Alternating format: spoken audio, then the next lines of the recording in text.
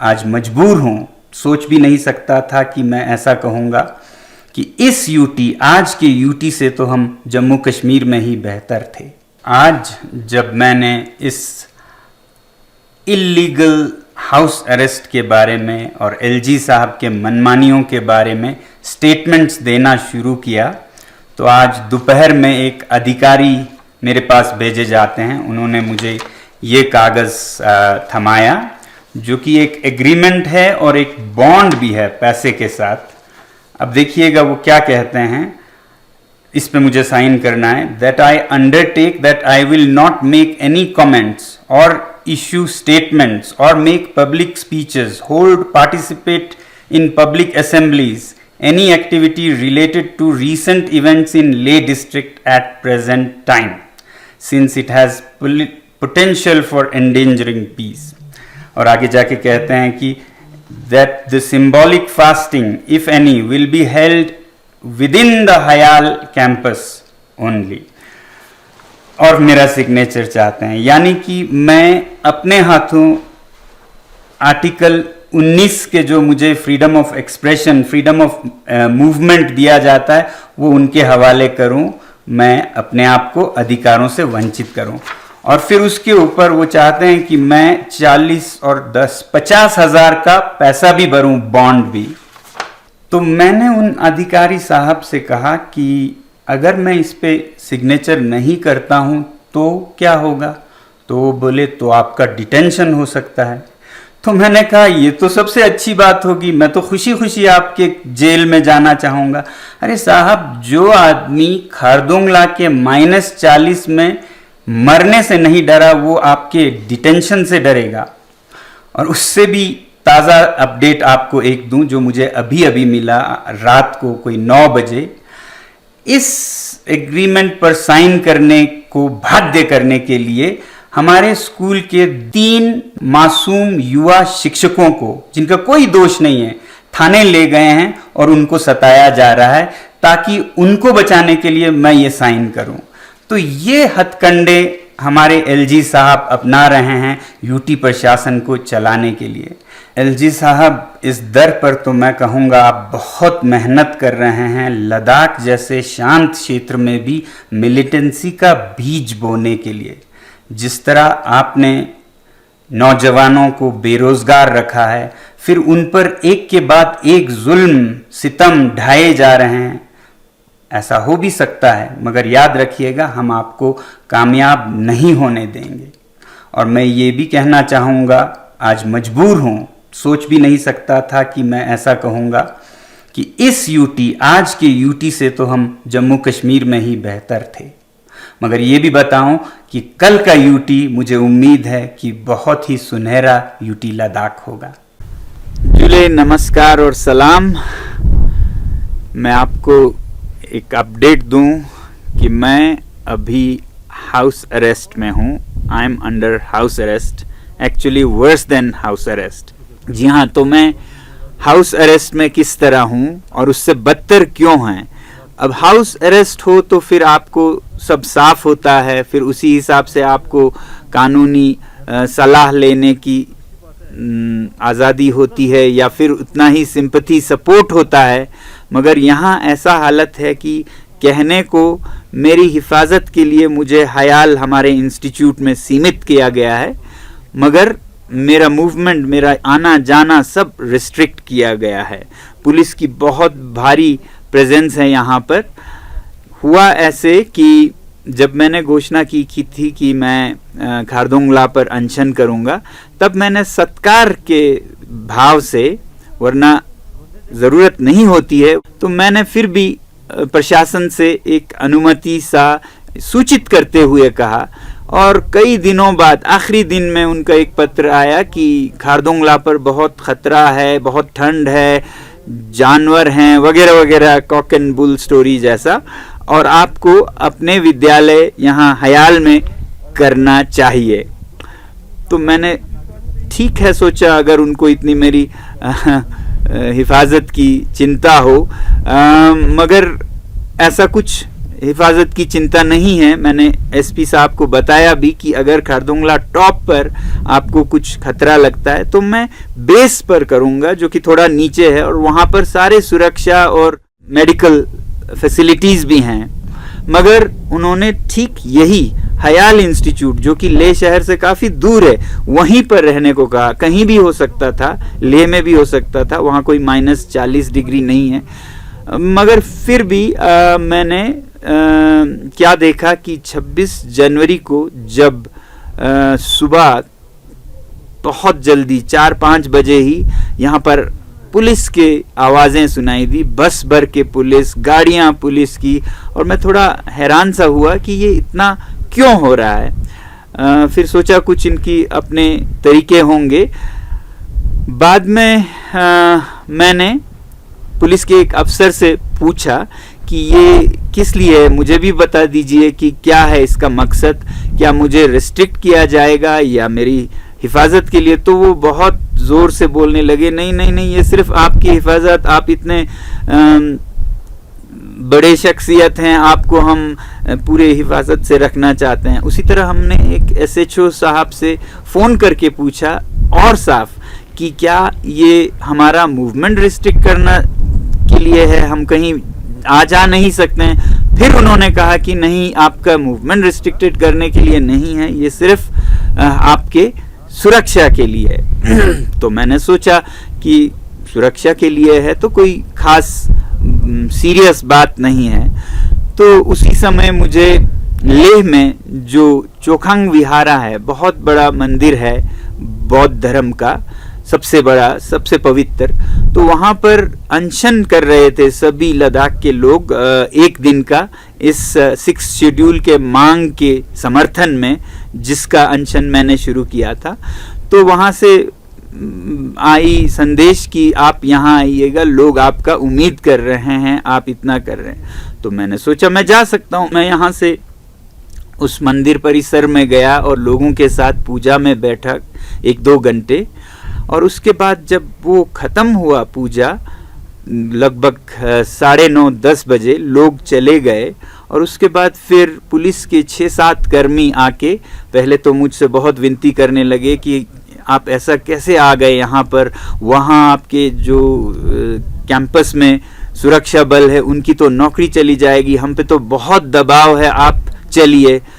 और फिर धीरे धीरे वो खींचने लगे, धक्के दे के लेने लगे, और यहाँ तक कि उस परिसर का दरवाज़ा बंद था, ताला लगा था, तो वो मुझे दीवार के ऊपर उठाकर, कई लोगों ने उठाकर फांद के धकेल के ले गए। देखने की बात ये थी कि 26 जनवरी जिस दिन हमने संविधान अपनाया, उसी दिन इन सारे नियम कानूनों का हनन हो रहा था, चिथड़े चिथड़े हो रहे थे।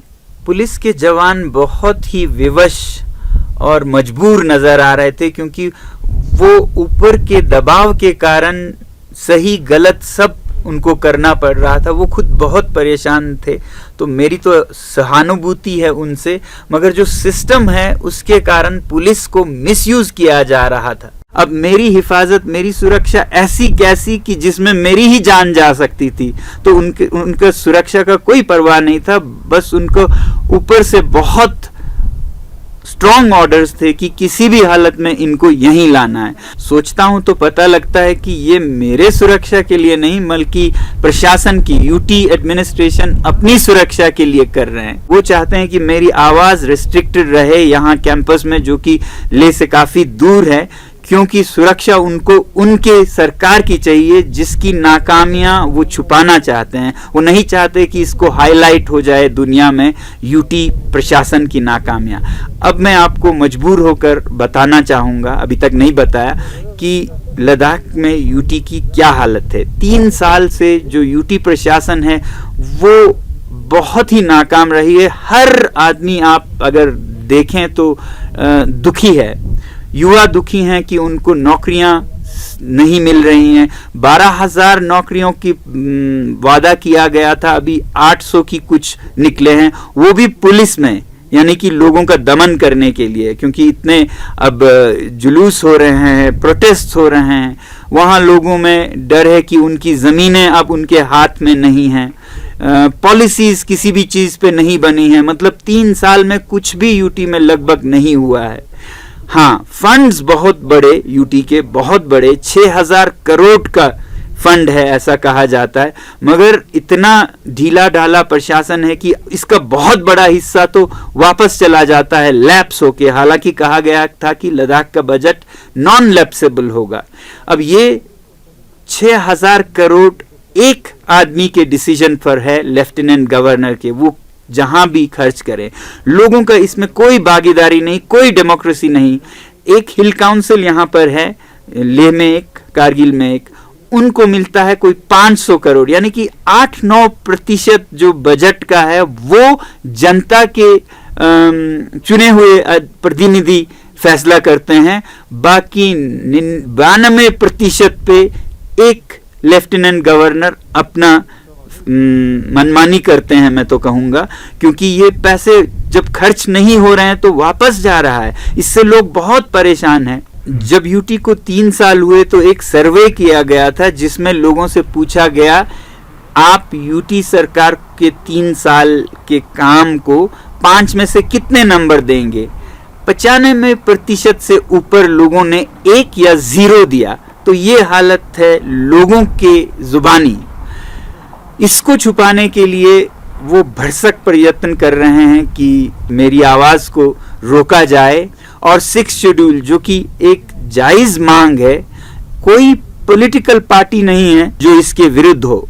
मैंने आपको कहा था बीजेपी के तो ये पहला चुनावी मैनिफेस्टो का मुद्दा है 6 शेड्यूल संरक्षण।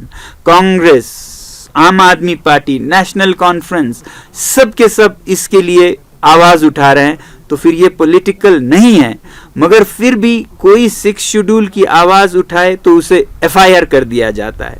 1 साल पहले कुछ पत्रकार जिन्होंने 6 शेड्यूल के ऊपर कुछ अप्रूवल दिए सोशल मीडिया पर, उन पर एफआईआर निकाल दिया। कोई प्रोफेसर्स जिन्होंने अपने प्रोफाइल में 6 शेड्यूल की मांग का जिक्र किया, उन्हें कहीं का कहीं ट्रांसफर कर दिया गया। और यहाँ तक कि एक एंटरप्रेन्योर हैं जिन्होंने सिर्फ ये कहा कि अभी तेल और चावल महंगे हो गए हैं, उन पर एफआईआर कर दिया गया। ऐसी मनमार्जी चल रही है। और उससे भी हैरानकुन ये है कि जब उस एंटरप्रेन्योर ने एफआईआर को नकार दिया, उस पर कुछ भी नहीं किया, तो वो एफआईआर हवा में ही खत्म हो गया। और आज इस साल उन्हें स्टेट अवार्ड दिया गया। तो जहां जो भी दो अंधेर नगरी बनाना रिपब्लिक सा बन गया है, कहीं एफआईआर निकाल दो डर जाए तो, नहीं तो पुरस्कार दे दो। आज ही का समाचार है अभी कि आइस हॉकी का मैच हो रहा था लेह में, और वहां स्टेडियम में कुछ युवाओं ने 6 शेड्यूल पुकार कर मांग करना शुरू किया किसी बात पर, और पुलिस ने उन्हें पकड़कर थाने में ले गए हैं। 3 कर एफआईआर चल रहा है ऐसा बताया जाता है। तो 6 शेड्यूल कहना कहाँ का जुर्म है? ये तो वही 6 शेड्यूल है जिसे हर पार्टी ने अपने टॉप मैनिफेस्टो में रखा था, सरकार ने भी। तो ये कैसे मनमर्जी का कानून है, अंधकार का कानून है कि आप 6 शेड्यूल कहें तो आपको थाने में ले जाएं। अगर ऐसा ही होता रहा तो बदकिस्मती ये होगी कि लद्दाख जैसे इलाके में, जो कि बहुत ही संवेदनशील है, जहां लोग इतने राष्ट्रभक्त हैं, वो एलियनेट हो जाएंगे और फिर क्या पता मिलिटेंसी तक ना पहुंच जाए, ऐसा मैं डरता हूं। इसलिए मैं तो ये कहूंगा अमित शाह जी से, कृपया आप हस्तक्षेप कीजिए। आप तक बातें नहीं पहुंचती होंगी, जमीन पर लोग बहुत दुखी हैं इस यूटी से, जिसके मन मर्जी से लद्दाख एक अंधेर नगरी सा बन गया है। वैसे ही यहाँ मुझे बताया जा रहा है कुछ नहीं है, सब नॉर्मल है, आप अनशन पर हैं, हम आपकी सुरक्षा के लिए हैं। मगर यहाँ 5 किलोमीटर दूर से जो भी यहाँ आते हैं उन पर गाड़ियां चेक की जा रही हैं। जो यहाँ आ जाते हैं उनका नाम लिखा जा रहा है। आज ही इंडिया टुडे ग्रुप से एक जर्नलिस्ट का ग्रुप आया था, उन्हें मुश्किल से आने दिया गया और कहा गया कि 30 मिनट ही मिलेंगे आपको। ऐसा कोई नियम कानून है कि जर्नलिस्ट को आप बताएं कि आप 30 मिनट ही मिल सकते हैं? वो बेचारे वापस चले गए क्योंकि 30 मिनट में कुछ नहीं हो सकता था। तो इसी तरह वो काटना चाहते हैं ऐसे हर अवसर को, जिससे कि मेरी आवाज़ दुनिया तक पहुंचे और जिससे कि हाईलाइट उनके नाकामियों पर हो। ये बदकिस्मती है, दुर्भाग्य है कि मुझे अब के जो हालात बन गए उसके कारण ये सब बताना पड़ रहा है, क्योंकि मैं ये अवॉइड कर रहा था। मैं तो केवल पर्यावरण और उसके संरक्षण तक अपने आप को सीमित कर रहा था, मगर जिस तरह से उन्होंने मुझे अब एक तरह से रिस्ट्रिक्ट कर रखा है, मुझे लगता है कि ये आवाज़ आप लोगों तक पहुंचने की ज़रूरत है। मैं चाहूँगा कि आप लोग भी इसके लिए आवाज़ उठाएं। भारत एक बनाना रिपब्लिक नहीं है, भारत विश्व का एक सबसे अग्रसर देश है। उसमें एक जो उसका सर का ताज है वो अगर अंधेर नगरी बन जाए तो दुनिया के लिए हम क्या बताने के काबिल रह जाएंगे। बहरहाल मैं आप लोगों का बहुत बहुत धन्यवाद करता हूं और आपसे विनती करता हूं कि आप भी मेरी आवाज़ को आगे पहुंचाएं, प्रधानमंत्री जी तक पहुंचाएं, ताकि वो उनका ध्यान लद्दाख पर जाए और ये जो हालात हैं उन्हें ठीक करें। और दूसरी बात जो मैं कहता आया हूं कि वो लद्दाख के नेताओं को तुरंत वार्तालाप के लिए बुलाएं और एक नतीजा कुन फैसला दें लद्दाख के संरक्षण के बारे में, जो कि 6 शेड्यूल में निहित है, भारत का संविधान है। तो यूटी प्रशासन का ये चाल है कि मैं खारदुंगला तक नहीं जा पाऊं और मेरी आवाज़ देश तक, देश के प्रधानमंत्री तक नहीं पहुंच पाए। ऐसे में आप बहुत बड़ा जादू कर सकते हैं। आप इस आवाज़ को इतना बांटिए, फैलाइए, पहुंचाइए मीडिया और सोशल मीडिया के जरिए कि वो उससे भी ज़्यादा बुलंद जाए। ऐसा आप ही कर सकते हैं। सलाम, नमस्कार और जय हिंद। और जाते जाते आपको एक अपडेट देता जाऊं। आज जब मैंने इस इल्लीगल हाउस अरेस्ट के बारे में और एलजी साहब के मनमानियों के बारे में स्टेटमेंट्स देना शुरू किया, तो आज दोपहर में एक अधिकारी मेरे पास भेजे जाते हैं। उन्होंने मुझे ये कागज़ थमाया, जो कि एक एग्रीमेंट है और एक बॉन्ड भी है पैसे के साथ। अब देखिएगा वो क्या कहते हैं। इस पे मुझे साइन करना है। That I undertake that I will not make any comments और issue statements or make public speeches, hold, participate in public assemblies, any activity related to recent events in Leh district at present time, since it has potential for endangering peace. और आगे जाके कहते हैं कि that the symbolic fasting, if any, will be held within the Hayal campus only. और मेरा signature चाहते हैं, यानी कि मैं अपने हाथों आर्टिकल 19 के जो मुझे freedom of expression, freedom of movement दिया जाता है, वो उनके हवाले करूं। मैं अपने आप को अधिकारों से वंचित करूं। और फिर उसके ऊपर वो चाहते हैं कि मैं 40 और 10 50,000 का पैसा भी भरूं, बॉन्ड भी। तो मैंने उन अधिकारी साहब से कहा कि अगर मैं इस पे सिग्नेचर नहीं करता हूं तो क्या होगा? तो वो बोले तो आपका डिटेंशन हो सकता है। तो मैंने कहा ये तो सबसे अच्छी बात होगी, मैं तो खुशी खुशी आपके जेल में जाना चाहूँगा। अरे साहब, जो आदमी खारदुंगला के -40 में मरने से नहीं डरा, वो आपके डिटेंशन से डरेगा। और उससे भी ताज़ा अपडेट आपको एक दूं जो मुझे अभी अभी मिला रात को कोई 9 बजे। इस एग्रीमेंट पर साइन करने को बाध्य करने के लिए हमारे स्कूल के 3 मासूम युवा शिक्षकों को, जिनका कोई दोष नहीं है, थाने ले गए हैं और उनको सताया जा रहा है ताकि उनको बचाने के लिए मैं ये साइन करूं। तो ये हथकंडे हमारे एलजी साहब अपना रहे हैं यूटी प्रशासन को चलाने के लिए। एलजी साहब, इस दर पर तो मैं कहूँगा आप बहुत मेहनत कर रहे हैं लद्दाख जैसे शांत क्षेत्र में भी मिलिटेंसी का बीज बोने के लिए। जिस तरह आपने नौजवानों को बेरोजगार रखा है, फिर उन पर एक के बाद एक जुल्म सितम ढाए जा रहे हैं, ऐसा हो भी सकता है, मगर याद रखिएगा हम आपको कामयाब नहीं होने देंगे। और मैं ये भी कहना चाहूँगा, आज मजबूर हूँ, सोच भी नहीं सकता था कि मैं ऐसा कहूँगा कि इस यूटी, आज के यूटी से तो हम जम्मू कश्मीर में ही बेहतर थे। मगर ये भी बताऊं कि कल का यूटी मुझे उम्मीद है कि बहुत ही सुनहरा यूटी लद्दाख होगा। और एलजी साहब, आपको ये भी बता दूं कि इस ईगो वॉर में आपने मुझे हाउस अरेस्ट में तो रखा है, आपने 20-15 पुलिसकर्मी यहाँ तैनात किए हैं। आपको ये ख्याल है कि ये पुलिस के नौजवान कितने पिस रहे हैं? ये 3 रातों से -20 में इधर चक्कर लगा रहे हैं, बिना किसी टेंट के, बिना किसी हीटिंग के। उनका मिसयूज सोच सकते हैं तो उनका वेलफेयर भी थोड़ा बहुत सोचते, उनको कोई तंबू, टेंट, हीटर दे देते तो आपका बहुत मेहरबानी होता। धन्यवाद।